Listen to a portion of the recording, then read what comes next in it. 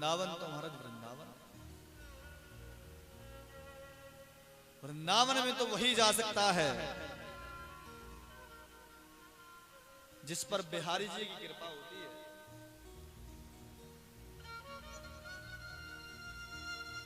और वृंदावन कैसा है जो श्री कृष्ण को भी खींच लेता है अपनी तरफ।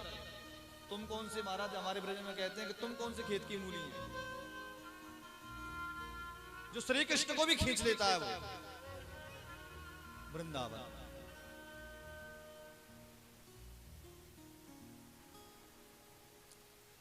एक बार क्या हुआ,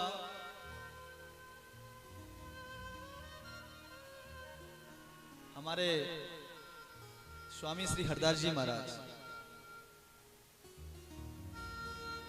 जमुना जी के किनारे बैठ करके और बड़े आनंद ले रहे थे भगवान की लीला में।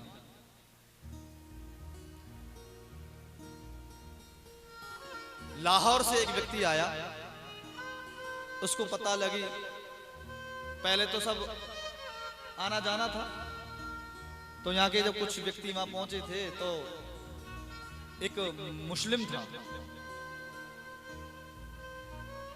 तो उसकी इत्र की दुकान थी। किसकी? इत्र की। तो वहां पर हमारे कोई हिंदू भैया कोई जा रहे थे, मार्केट से गुजर रहे थे,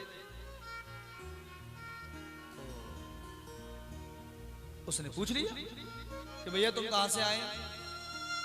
भैया हम ऐसे ऐसे, और दिल्ली से, दिल्ली के पास में जो है मथुरा, मथुरा वृंदावन है हम लोग। वृंदावन? तो वृंदावन में ऐसी क्या चीज है? उन्होंने कहा तुम वृंदावन गए नहीं अभी तक? अरे वृंदावन में हमारे ठाकुर जी हैं। अच्छा,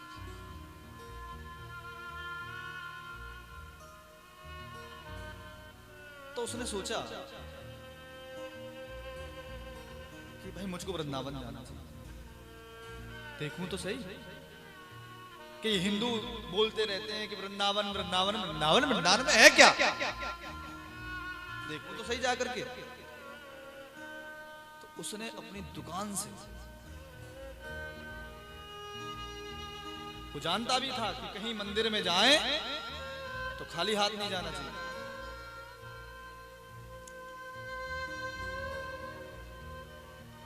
अब महाराज जैसे ही वो वहां से चला तो उसने क्या किया, अपनी दुकान से रूह नाम का बड़ा महंगा, सबसे महंगा रूह नाम का इत्र वो लिया, और इत्र को लेकर के महाराज जैसे इत्र की शीशी लेकर के आया वो, तो वृंदावन में जैसे आया उसको पता लगा कि पहले हमारे जो बिहारी जी थे ना वो निधिवन में ही थे। तो जैसे वो आया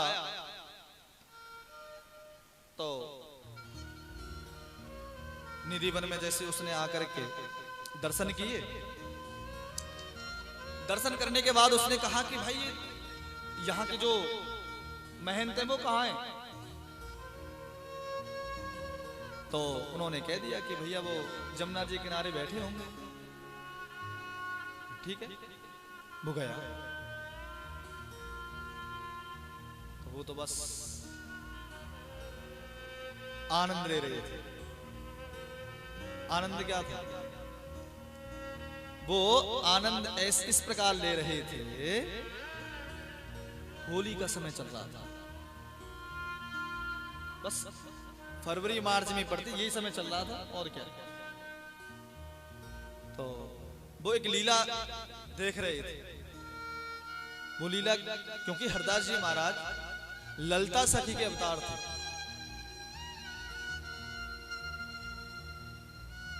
उसने उनको प्रणाम किया, प्रणाम करने के बाद में वो इत्र की शीशी और ऐसे उनके सामने रख दिया।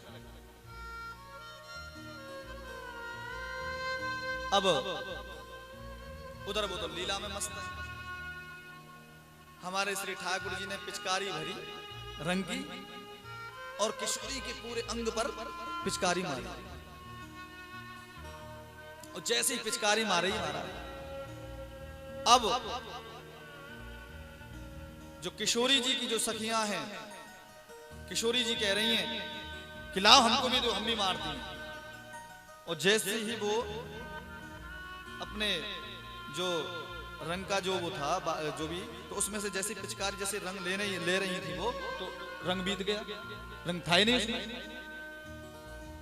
तो किशोरी जी कह रही है ललिता सखी से, अरे ललिता लाओ रंग लेके आओ, आज या कनुआ है, आज हम पूरे भिगो देंगे। अब जैसे महाराज ये बोला है तो ललिता सखी के अवतार हैं कौन? स्वामी श्री हरदास जी।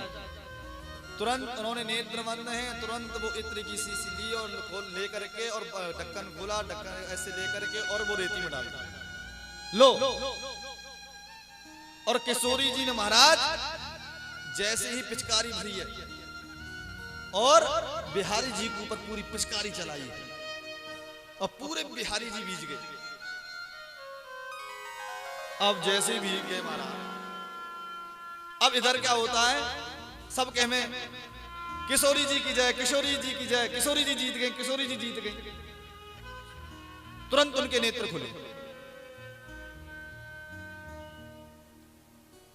गोविंद जय जय गोपाल जय जय, गोविंद जय जय गोपाल जय जय, गोविंद जय जय गोपाल जय जय, गोविंद जय जय गोपाल जय जय, राधा रमण हरि गोविंद जय जय, राधा रमण हरि गोविंद जय जय।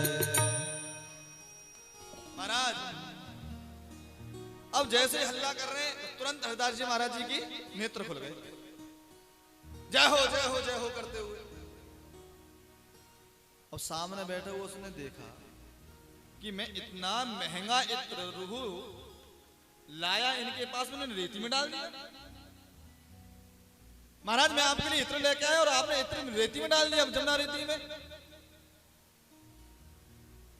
स्वामी हरदास जी महाराज जी कहते हैं कि बेटा तुम बिहारी जी के दर्शन करके आए?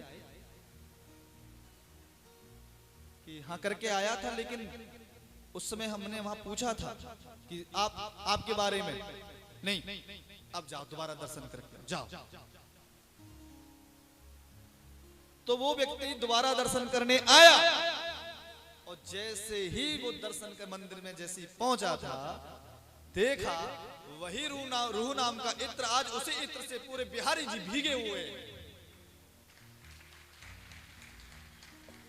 महाराज वो तो गदगद हो गया देख करके, आकर के स्वामी जी के चरणों में विनती करी, स्वामी जी अब मैं नहीं जाऊंगा लाहौर।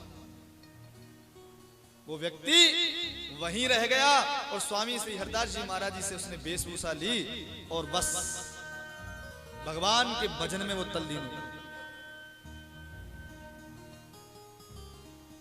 कैसे रीझ जाए भगवान बताएं।